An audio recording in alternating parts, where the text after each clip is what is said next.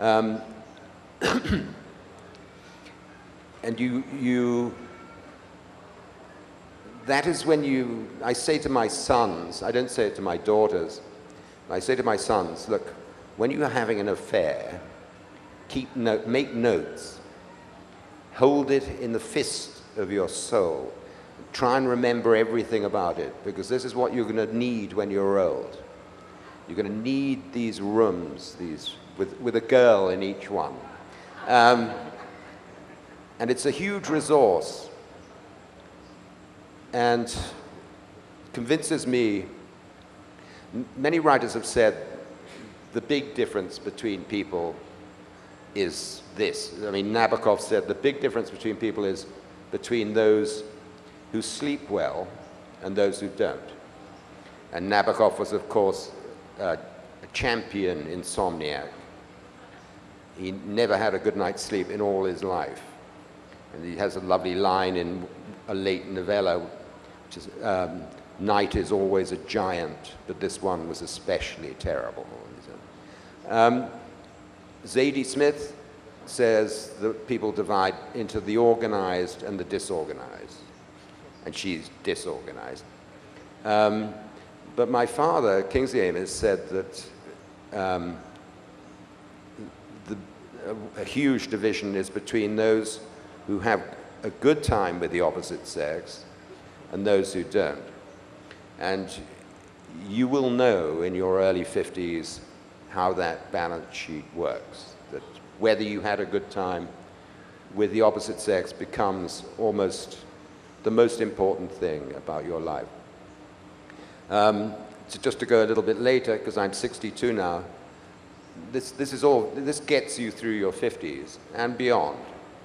But another feeling comes on you when you're 60, pretty promptly, punctually when you're 60, which can be expressed by the thought, this can't turn out well. And that's the bit I'm at the moment. And really that's the arrival of fear.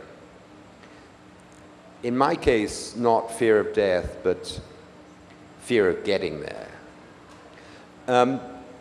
So anyway, to go back to your question, yes, you do look back with wonder at your youth.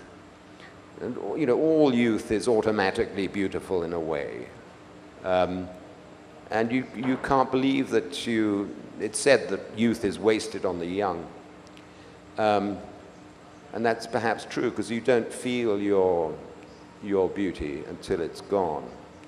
And it's Keats, John Keats, the poet, beauty whose hand is ever at his lips, bidding adieu. So naturally you do overvalue probably the privilege of your youth. Is old age wasted on old people? I don't think so. I think they appreciate every second of it. It's said that old age is not for sissies. It's not for old people either. You really want to be very, very young when you're old. You want to have very good reflexes and very pliable, and you need to be not just young, but of exceptional grit and determination just to get through it. Well, most of the novel takes place in 1970, so it deals with the consequences of the sexual revolution, the 60s. So, you know, one of the things that, I don't know if you thought about it, but one of the things that it seems that, you know, now that in the novel the women are liberated, that produces a lot of anxiety on men. And, well, you want to say something? Well, anxiety, but also gratitude. And people say, but you couldn't tell there was a sexual revolution going on in 1970. You know, that it was, you weren't aware that you were in the middle of a revolution. And yes, you were. Philip Larkin, the poet, has some very famous lines that go, sexual intercourse began in 1963, which was a little late for me, he says, between the end of the Chatterley ban and the Beatles' first LP. Those are famous lines.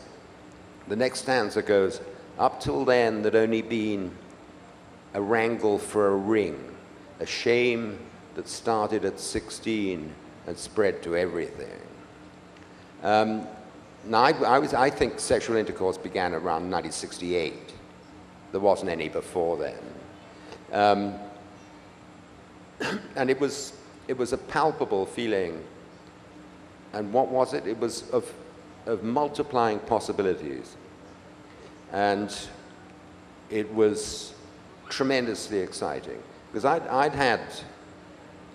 I'd experienced that earlier time that Larkin talks about, where there were certain principles that had not yet been challenged. The number one was there will be no sex before marriage. That was the rule. And no sex without love, and so on. It didn't happen to me because my father had this fight with his father, but many of my friends, contemporaries, I can't say what it was like for the women, but for the boys, suddenly they found they were having a tremendously hostile and repetitive relationship with their fathers around 1968, 1969. And I know that was because of the sexual revolution, because the fathers were thinking, I was always told there would be no sex before marriage. What's all this going on? What are they all doing now, you know? And very bitter that the revolution hadn't happened early, that it was a little late for them.